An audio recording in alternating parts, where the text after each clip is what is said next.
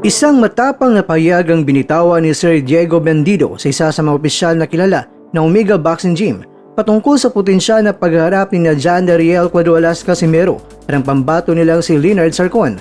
Ayon sa post ni Sir Diego, ang laban ng Casimero versus Sarcon ang isa sa pinakamalaking laban na naisang may sakatuparan sa SMC Side Arena sa Cebu. Sa kabila ng pagkilala kay Casimero bilang isang certified warrior, naniniwala si Sir Diego na lumipas na ang rurok ng dating world champion.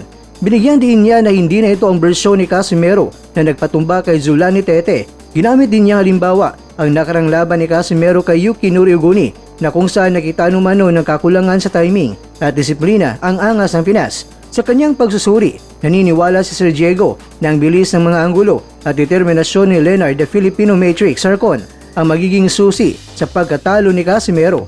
Imagine what the Matrix would do with speed, angles, and bad intentions. The Filipino Matrix will knock the highlights out of Casimero's dome, ani ni Sir Diego. Bagamat hinamon ng kakayahan ni Casimero, nakikisa pa rin siya sa pag-asang manalo ang boksingero sa kanyang susunod na malaking pagsubok laban niyan sa Meksikanong si Luis Pantera Neri. Dahil kinikilala pa rin niya na si Casimero ay nananatili na isang mapanganib na kalaban sa loob ng ring.